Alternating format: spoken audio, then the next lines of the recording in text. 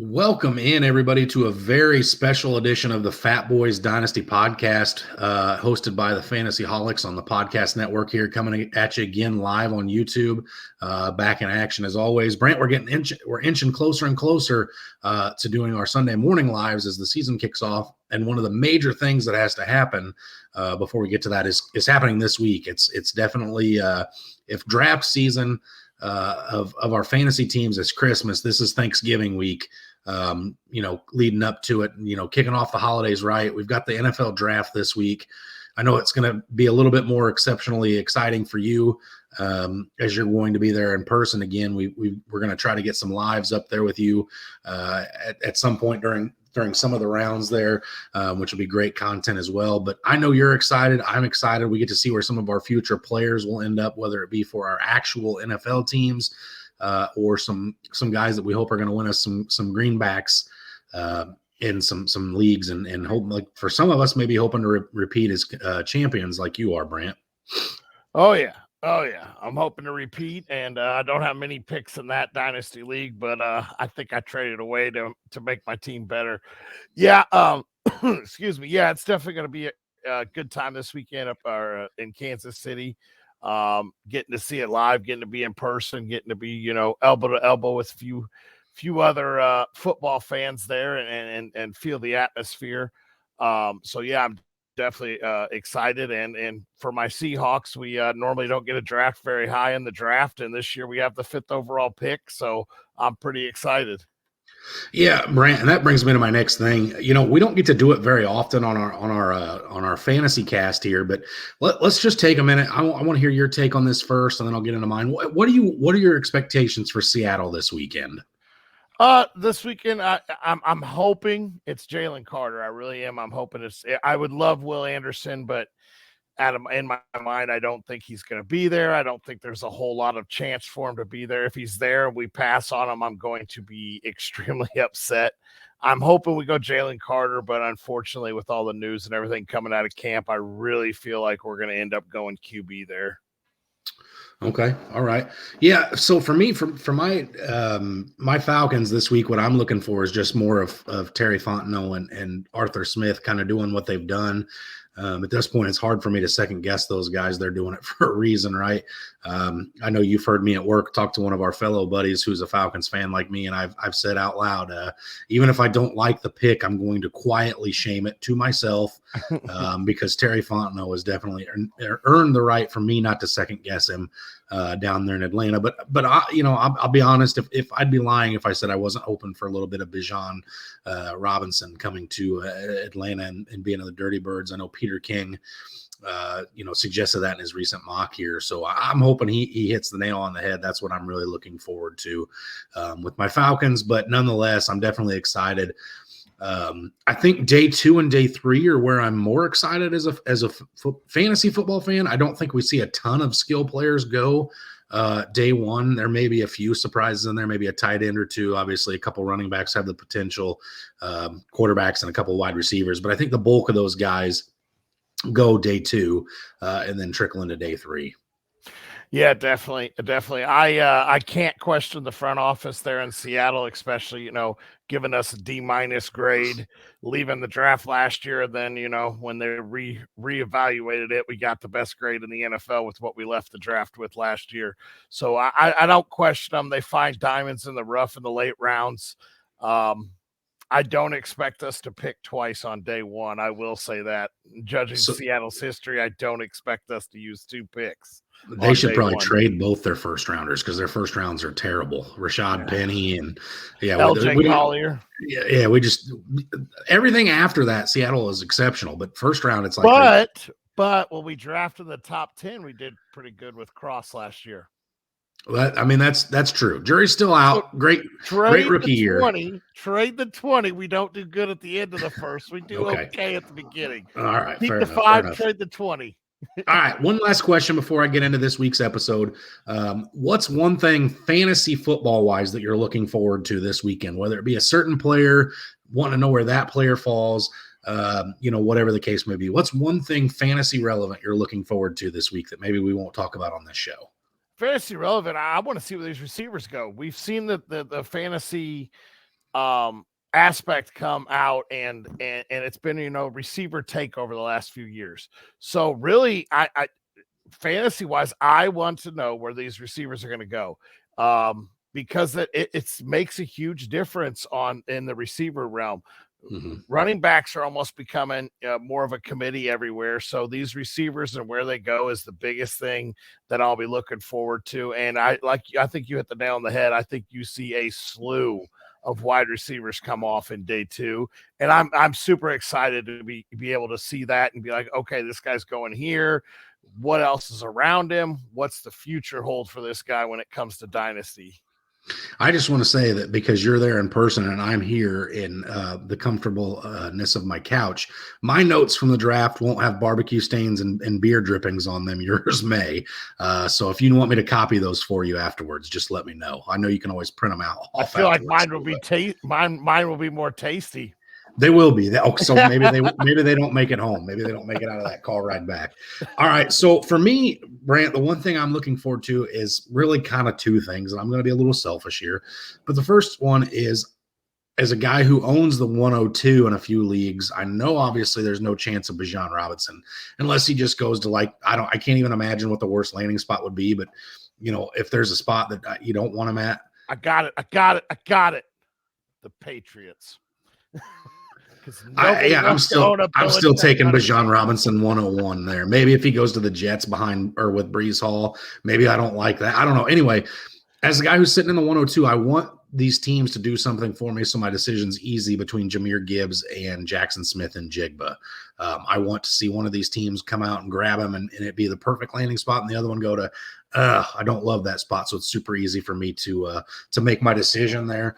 And then the one thing I'm really, really looking forward to, and it's not really a need for me in any of my leagues, I just love the position in this class, is the tight end group. I'm wanting to see where these guys go.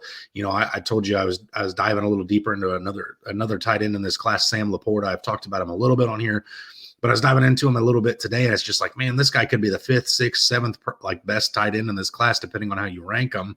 And he's amazing. Like the film just jumps out at you. I mean, it's just one of these things where these guys, I can't wait to see them get landing spots, come in and be relevant in the league. So definitely looking forward to seeing where those tight end guys go this week. So I think both what you and I are getting at here and what we're alluding to and what we're saying and doing here is saying that landing spots matter, right, Brant? So yeah, definitely. What better thing to talk about on the week of the NFL draft other than what our favorite landing spots would be for some of these positional guys? Now, we're not going to necessarily go into the details of, Zach Charbonnet would be great here or Zay Flowers here. It'll just be the positions kind of as a whole, and we'll have some reasons to why we think these fits will be. But Brant, I think I speak for both of us when I say the quarterback doesn't really matter a whole lot. There's kind of a clear cut and defined spots for these quarterbacks to go to. And then there's some others that we know these guys are going to get drafted and we're going to go, yeah, they're probably going to wait for a year or two to develop. That's fine, whatever. But we're going to talk about the positions that we need instant impact for in fantasy. So let's start right at the running back, Brand. If you want to take me through one of your favorite landing spots here. One of my favorite landing spots right now is Detroit. I understand they have Swift and they added Montgomery, but 63% of their rush attempts are gone with Jamal Williams leaving. Swift hasn't played a full season since he came in. It seems like maybe they're done with him. It seems like maybe they're ready to wheel and deal him. And Monty's also had injury history. I expect Detroit to be early players in the game for a running back. Obviously not first round, but I expect them to be an early player. And it's one of my favorite landing spots. They built up both the offense and defensive line. They like to lean on the run a little more. And what was it? 20 plus touchdowns is gone with Jamal Williams being gone. And I know Monty's going to take some of that work, but I really think the Swift show in Detroit may be over. And I think you're about to see them go back to a committee. And I absolutely love that fit. Yeah, Brant. So for the people at home listening that are sitting here going, wait a minute, so you're just going to add another name to it. And I'm kind of among them because I am a little timid when it comes to adding a rookie running back sitting behind potentially Swift and Montgomery. So what name I know I said I wasn't going to necessarily do that, but what name would be a name good enough for you to go, okay, that guy, I think he's going to be a stud there. I'll take him over Swift or Montgomery. Robinson would be one, but obviously I don't think he's going. No, I like Charbonnet there.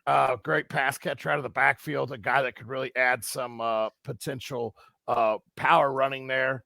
Jahmyr Gibbs is another guy. One of my favorite ones is honestly Sean Tucker, big bowling ball out of Syracuse, guy that could really fill in the goal line work. He's just, a big bruising back. So I really think he could fill in that goal line back with Jamal Williams.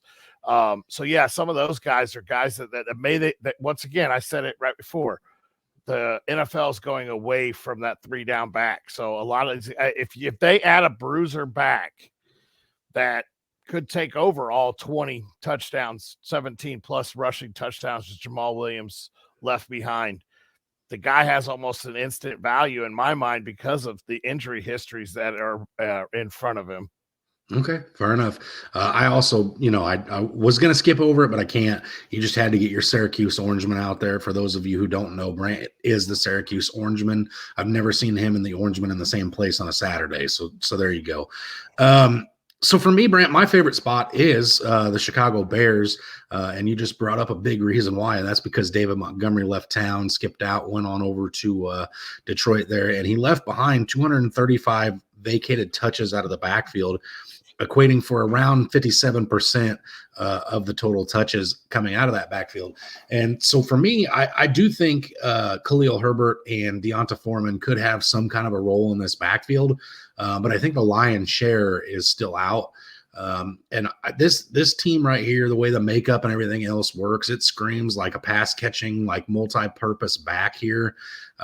Again, not to put some kind of a name to it, but I think if you see a running back that can catch passes out of the backfield pretty well and run between the tackles too, again, there's only a couple in this draft class that strike that for me, but I think that guy could be immensely valuable as a running back in fantasy for years to come. And I think the Chicago Bears running back, or if they add a running back with decent draft capital, I'm talking 4th rounder earlier, this is a spot where I could see this guy moving up into the top 3 or 4 spots in a single quarterback dynasty draft. Again, that's excluding the big name of Bijan at the class. So the Chicago Bears is one of my favorite landing spots at this point.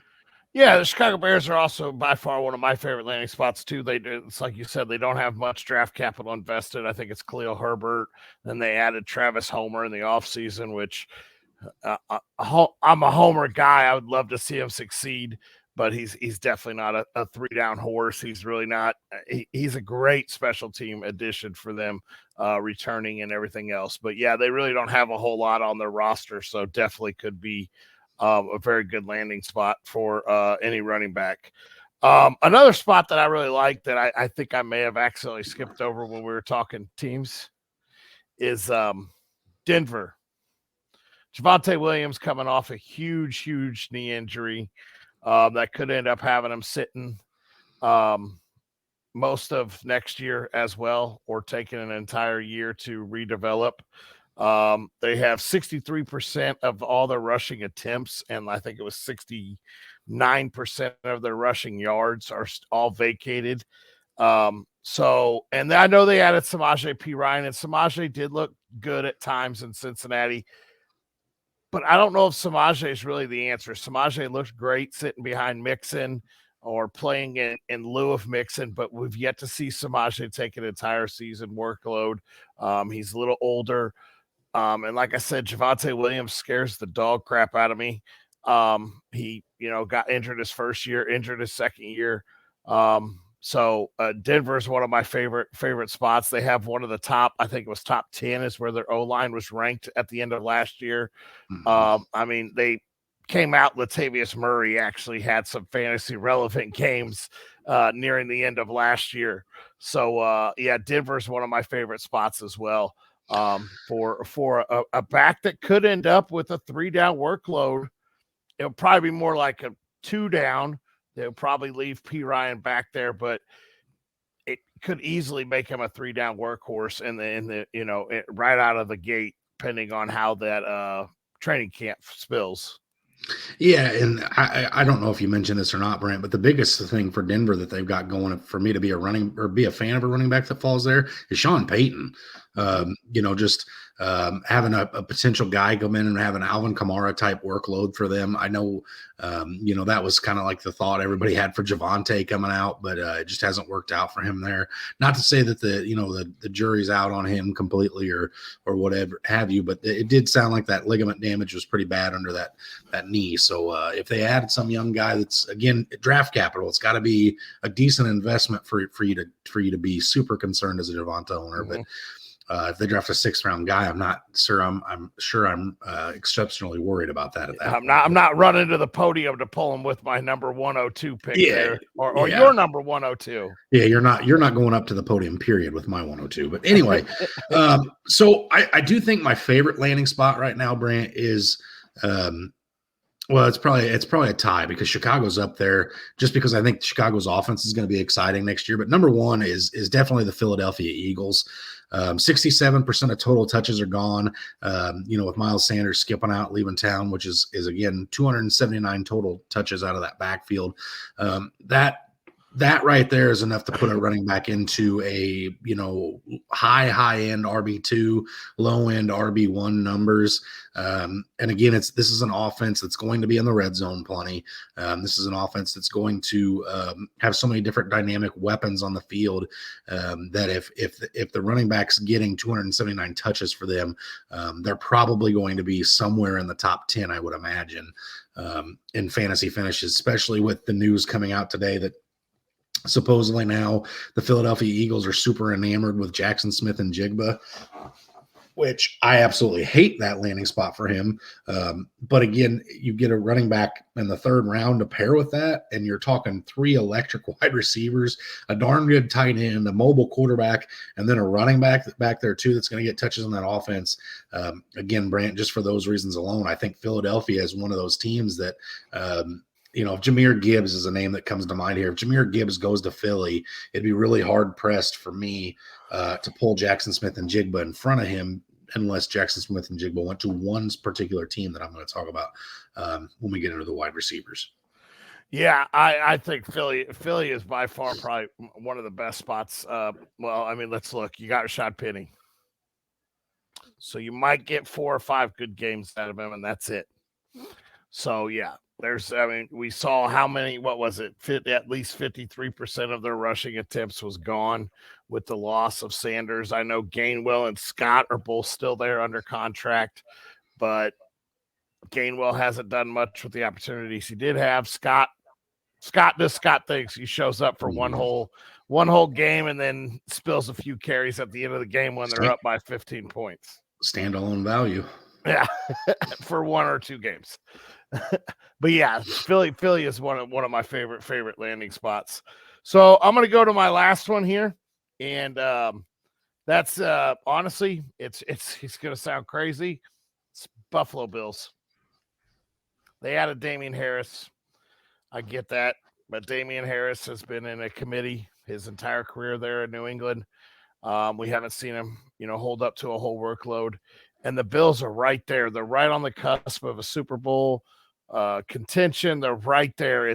They've got to get something to really help Josh Allen spill some of that workload. And Gibbs, Robinson, Charbonnet, any of those 3 names go to Buffalo, and you're going to see them rocket up some fantasy boards because I think those are the 3 biggest names that you're going to see come off the board in the first 2 rounds. And once again, it goes back to draft capital. If they draft one in the 3rd or 4th round, we're just going to say, oh, history repeats itself again. It's another Zach Moss situation or Singletary situation all over or James Cook. Or James Cook. I absolutely do love James Cook as a 3rd down back there. But you and me have talked about this. His size scares us still. You need a bruising back there in Buffalo, and I think that you may see them put one on the board this year.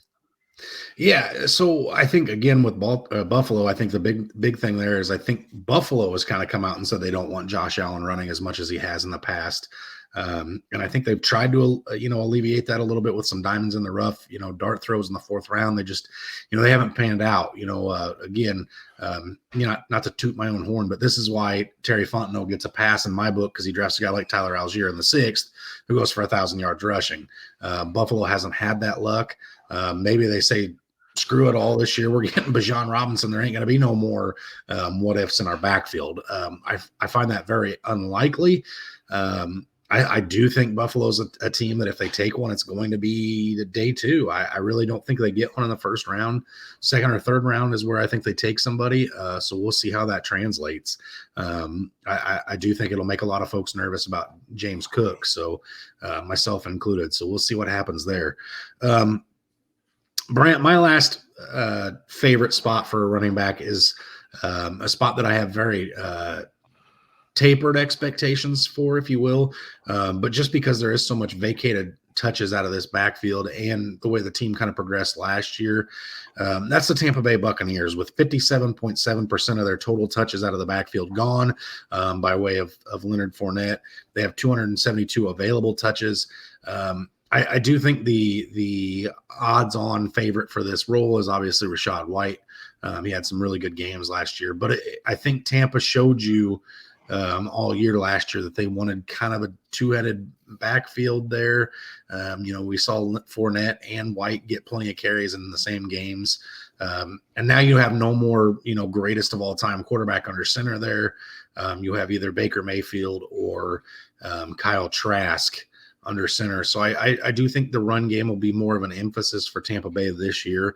So I do think you're looking at potentially two running backs with 250 total carries coming out of that Tampa Bay team, if they draft one with a high enough draft capital. Again, I take Bigsby, Sean Tucker, somebody like that goes to this spot that moves them up in my draft boards. Again, still would prefer in a startup, I would still take Rachaad White before those guys, but within a round or two of Rachaad White, I think those guys would come off the board just simply due to the fact that I think Tampa Bay is going to be a running back by committee. Yeah, I definitely think they're going to lean on that run a little more this year. And White had great games at the end of last year. But once again, they didn't draft White to be a workhorse back. I believe he was a third or fourth round draft pick. So I definitely could see them adding another third or fourth round draft pick this year to play complementary to White. And White can run and catch the ball. So really, whichever back they decide to go with here, if they go with the Tanks Bigsby or they go with the receiving back and Spears out of Tulane, that just shifts the role for which one White's going to do. And it tells you what they felt like White was better at. And Sure. And I really think, like I said, if you had a shifty guy like Spears or Deuce Vaughn, then I think White's going to be a first and second down back, and then you're going to see a lot of his pass catching go down the hill. Okay, fair enough. Speaking of pass catching, Brant, let's move right on into the wide receiver position. Take me through your one of your favorite teams here. One of my favorite teams is the Houston Texans. They're got Robert Woods now. Brandon Cooks has moved on. I know they have some young guys in Nico Collins and Jonathan Mechie. Yeah, Mechie. But we've yet to see really a whole lot out of these young guys. I expect, and this would not shock me at all if we see Stroud go there, and then they go ahead and add one of his favorite targets in their next pick in Jackson Smith. I expect them to really add a number one true target hog in this draft, and I think that was one of the reasons they brought Robert Woods down there, is to help coach along a young wide receiver. So I expect them to use a high pick on a wide receiver this year. And it's going to be one of my favorites because, well, let's just put it this way. Houston sucks. They're going to play from behind quite a bit. Well, what happens? Garbage time. And we all love garbage time in fantasy football. Unless you're leading and you don't have a player playing and your team or the guy you're playing has a guy playing in garbage time, then we don't care for it. No, we don't love it. But yeah, again, Jackson Smith, there's 3 or 4 spots that he could fall that it just shoots him up draft boards, and Houston is definitely one of them, especially to pair him, whether it be, CJ Stroud, Will Levis, Anthony Richardson, potentially Bryce Young. It don't matter if Jackson Smith and Jigba goes with a young quarterback.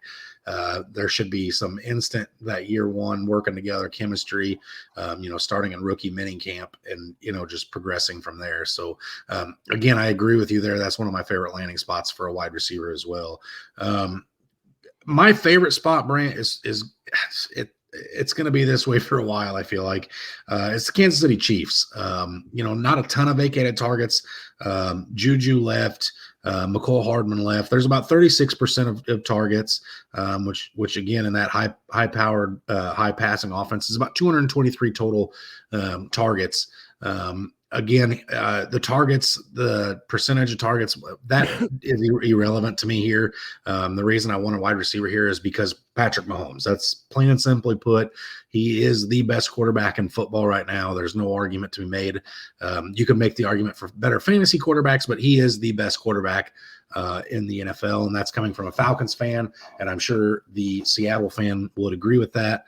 But again, just having the opportunity for electric wide receiver, whether it be, Jordan Addison, Zay Flowers, or Jackson Smith and Jigba catching passes for the next 4 or 5 years from Patrick Mahomes is very enticing for me as a fantasy football fan. Sorry, I dozed off. You said Geno's the best quarterback in the NFL. Right? I did. Yeah. Comeback player of the year. You not only did you doze off, but you are dreaming, sir. Yeah, I absolutely love Kansas City. Electric offense. Get a guy in there that can really, mold with Patrick Mahomes, and he's going to be there for the whole. I mean, we saw Juju wasn't there for a long time. Hardman tried to cut it, but had a lot of history, bangs up, missing games here and there. I know they added John Ross and Richie James this offseason, but we've seen both of them and really what they could do. They are intriguing to me as late flyers, but definitely you give me a true alpha wide receiver, which there are a few in this draft. I know there's not, this isn't some standout draft with Jamar Chase and Justin Jefferson and those big standout guys in this one, but there are some of these wideouts that could really. When you say standout, you mean Justin Jefferson, the guy that in most people's leagues was drafted after Jalen Reagor? That same Justin Jefferson. Let's just talk about how bad that draft was for everyone that passed on Justin Jefferson. Yeah. So. And I don't believe in any league that I was in that year Justin Jefferson went after Reagor, because we heard how bad Reagor was in training camp that year. Well, that's fair. Yes. But Justin Jefferson was not the number one wide receiver drafted. No, he was not. He was not. And hindsight's 2020. So. Yeah. So one of my other spots, and this is going to sound really weird, really odd, especially with the news that came out today, and that's the Green Bay Packers. They don't have a true alpha there. They lost almost everything. They do have Watson. I know you want to say Watson's the alpha. He's the alpha. He is the alpha right now, but I would love to see them. I would love to see them just stick it to Rodgers and draft the QB with that number. What was it, 13 they get required today? Boy, that would really stick it to him. All these time he's been begging for a wideout. But I expect them to add another weapon there, and he'll get a whole offseason with Jordan Love there. And he'll get plenty of time to work with them. And I mean, they vacated 41% of their targets with Lazard gone and Cobb gone, and I think Tanyan's gone as well. Mm-hmm. So I expect them to add a wideout, and like I said, I would love them to stick it to Rodgers and add one in the first round. But that's another place that's really going to be interesting to me, because there's not Watson was what, in the second round? Watson was a second round draft pick, correct? Yes, he was early second round. Yep. Yes. So you got somebody here agreeing with you, but you and OGJH are both wrong. Watson was amazing. Rodgers overthrew him on one play. That was totally Rodgers' fault. First play of the season. Other than that, Watson was just a superstar in the making. I believe you're going to stand on that hill the same way I'm standing on a wide receiver hill that I'm going to shoot myself in the foot for. Are we really going to put Watson and Rashad Bateman in the same hill? I don't think those guys belong in the same conversation. Let's not do that to Christian Watson. Let's not do that. All Let's right, not buddy, do you that. stand on that hill and you die on that hill, and by God, I'll stand on my hill and die on mine. Yours is more of a molehill at this point. Mine's still at least a hill. All right. Anyway, so one of my other favorite landing spots here for wide receivers is the Carolina Panthers, and very similarly to why Houston makes so much sense. Again, you're pairing another young wide receiver with a rookie quarterback. We know they're probably taking either Bryce Young or one of these quarterbacks there. Bryce Young's the odds-on betting favorite, like by far and away, like terrible odds at this point. But if you put a young wide receiver there again, whether it be, Jackson Smith and Jigba or Quentin Johnson or Jordan Addison or Zay Flowers, I know a lot of people, myself included, has fallen off on that Quentin Johnston hype train a little bit, but that's fine. Because I still think that the wide receiving core in Carolina, although there's a couple good pieces with, Adam Thielen, Terrace Marshall, Shi Smith, whatever, there's some names there, but none of those guys are going to be the one if they add somebody in day one or day two. I would expect that young guy to come in and be the one there. And plus, let's not to mention that this young quarterback's going to need some decent weapons to play with for the future. Thielen's not the guy. He's not going to be there for 4 or 5 years. So Carolina is definitely a spot where, with them having 212 vacated targets, again, that different quarterback coming in too, but that's just a spot where I'm really enticed. Where if Jackson Smith and Jigba were to somehow go there, which I don't think Carolina only has one first-round pick, but nonetheless, if they were able to get another young wide receiver to pair with, Bryce Young, I would be very enticed by that. Yeah, absolutely. The Panthers are very intriguing. Yeah, just like you said, young core there, up and coming offense. We saw what they could do with, what they had last year. They actually were very competitive in a lot of games. But there's no standout alpha wide out there. So yeah, they definitely could have something there in the making. Absolutely. All right, Brent, walk us through your last favorite wide receiving spot here. Last favorite wide receiver spot. It's this quarterback's got to figure out what he's doing before I really enjoy this spot, but it's Baltimore. Baltimore they gave up 35% of their targets vacated this offseason. I know they added OBJ, but what does OBJ really have left in the tank? Bateman has been hurt his first 2 years. It's Mark Andrews, and most teams showed last year, if you blanket Andrews, what can they do? They run the ball, and that's all they can do. OBJ is stepping in. I know he's a year removed from his ACL tear, but what does he really have left in the tank? Bateman, how's he going to come back? I feel like Baltimore has to add something else to that wide receiver core, and I think there's very, very good names in this. I think it's going to have to be a really good slot wide out. I think you have two outside guys there. I think a slot wide out would make sense for them to help fill that void that they're missing. So I think I like Baltimore's landing spot. I still am not a fan of the guy throwing the ball there, but they got to move the ball some way. And I think that wide receiver could be valuable. Yeah. So obviously, I agree. OG.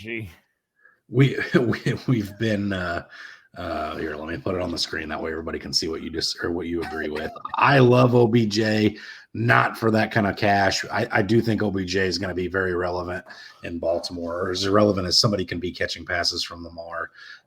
Brant, you and I have never been huge advocates of Lamar Jackson's passing ability. I don't see any reason for me to come off that thought process at this point. I don't love Baltimore's landing spot.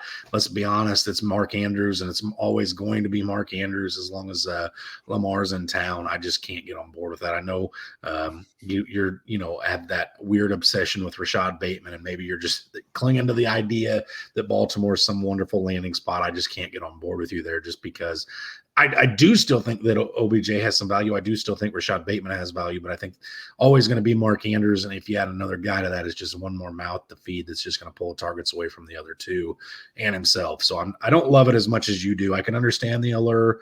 I can't get on board. But speaking of bad quarterback play and not really being on board, let me talk to you about my last team where I kind of still like the landing spot here, and that's the Tennessee Titans. 199 vacated targets. Whether it be Austin Hooper, Robert Woods leaving. But here's the problem, Brant, is it going to be Ryan Tannehill throwing the ball? I know there's been talks that they may cut him. They may go on to Malik Willis. Malik Willis was terrible last year. So I don't necessarily love this landing spot. And as even moving further past that, once you get past the bad quarterback play, the run first offense, it's the problem that Treylon Burks is going to be the one there.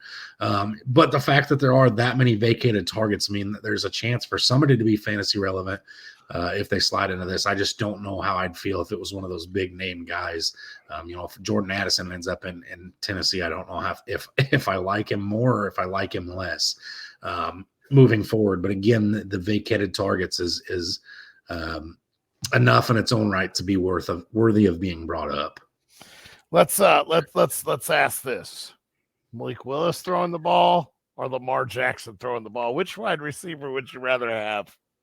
Can I have the kicker on either of those teams instead, please? I mean, honestly, Lamar, but it's not. I'm not enthused about it. For anybody watching who doesn't understand this, Brant and I have been doing this podcasting thing for about 4 years now, and for 4 years, it's unwavered the distaste that we both have for Lamar. I think he's a very fun quarterback, very fun to watch, very fun Great for fantasy quarterback. If you own him, right? But it sucks if you own anybody else on that roster not named Mark Andrews. Just point blank period. The hate for Lamar is I am not a Baltimore fan. It's not hate. I'm not a Baltimore fan, but I was a Rashard Bateman lover prior to that draft. And I may or may not have cried for that man when he got drafted to Baltimore. Yeah, I think you and I have both had and cried in my pillow like a little girl. We've both had several conversations about how much you wanted it to Trace McSorley, or anybody else take over that quarterback position for Rashad Bateman's mindset. But, hey, here we are. You thought maybe there was a light at the end of the tunnel this year, but everybody in the NFL said, no thanks, Lamar, you stay right there. Yeah. So you got to deal with it for at least another season there, bud. So, all right, Brant, let's move right on into the tight end position. I know you didn't have a whole lot for this year, but I'm going to kick us off with my favorite tight end spot, and that's the Las Vegas Raiders. 97 vacated targets between Foster Moreau, who stepped down due to his untimely illness, and we wish him Godspeed, but in a good recovery. But also the Darren Waller trade, right? And Darren Waller was really, really good for a long while there, or for a short while there, and then we've been clinging to it for a long while. Now he's in New York with Daniel Jones. I'm not sure what that looks like moving forward. But what I do know is that Jimmy G loves tight ends, right?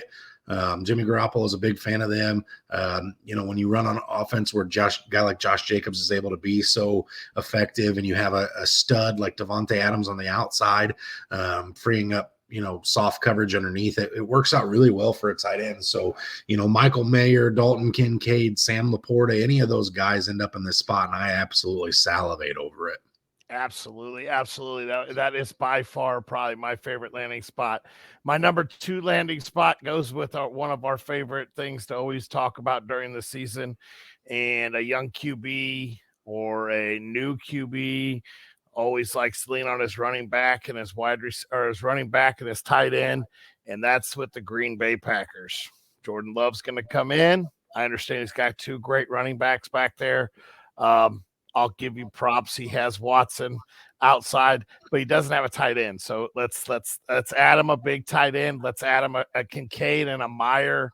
And I would absolutely love that landing spot. Washington's another guy I like out there.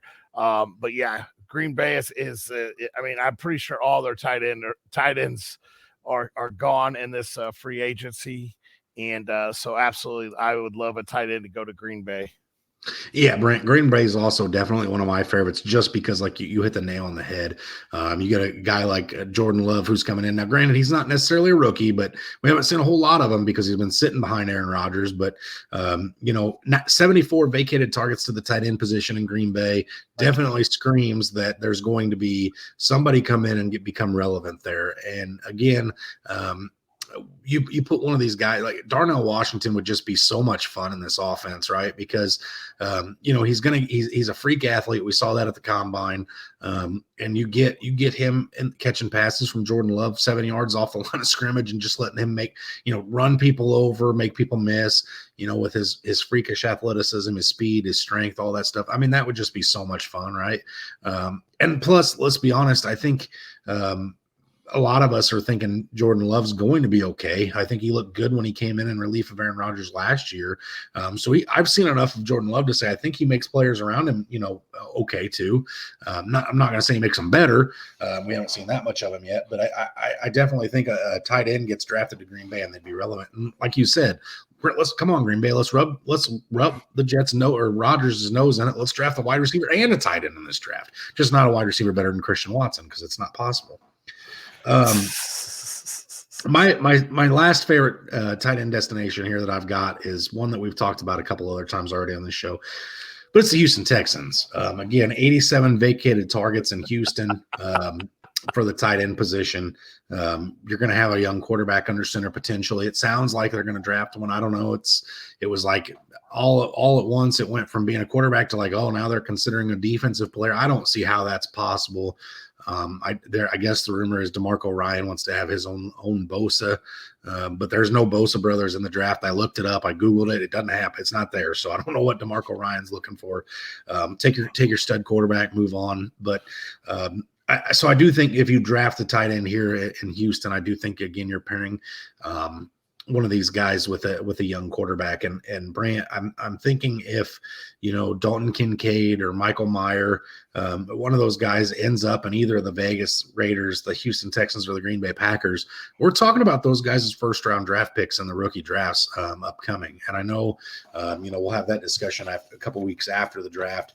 I know next Monday you and I are going to come back and hit the people with a draft recap show. I know Thursday night, myself, along with Josh Rodriguez, who produces our in-season cast, is going to be live here, trying to get you on for some bits and pieces. If we can sneak you away from your barbecue and brewskis there while you're at the draft. You ain't gotta sneak me away. I have no problem eating on air. These guys know we're fat. That's true. You're right. They do know we're fat. I'm just not sure that we want to see you with barbecue dripping off your whiskers. So that's probably true. I'd clean them up. I know it is. And as for Houston, what they may be waiting on is I believe there's a nice guy in the draft named Caleb Williams next year, and that could be the only thing that would make me, if they take a defensive player at 2, that's the only thing I believe that they are starting to tank early. Oh, that'd be an early tank. Well, anyway, Brant, I think I'll speak for you here. I know you're excited. I wish you safe travels. Folks in Kansas City, I apologize if you feel earthquakes. That's just Brant being super excited about the pick that the Seahawks made, and he jumps up and down. That has been known to set some stuff up on the Richter scale. He is a fatty, so be mindful of that. But Brant, I'm definitely excited. It's draft season. This is where a lot of this is when you win and lose leagues, is when you start doing your research after the draft, right? You got to have a somewhat knowledge about the class going into it, but you got to be knowledgeable as heck after the draft takes place. And again, last bit of advice, and I'm sure we'll say this multiple times over, don't fall too in love with one player. Find 3 or 4 guys at each position that you really like, have them tiered off, whatever. But be fluid with who you fall in love with out of this draft, because if you don't get that guy, you don't want to be sitting at the draft board with your thumb up your butt. So, just be mindful of that. Yeah, and also if you don't have a first or second round draft pick, but you do a larger rookie pick, make sure you do some deep dives. There's always guys out there. That can help your fantasy team. But as always, stay hungry. Stay fat, my friends, and we will see you all live Thursday back here, same time, same place. Absolutely.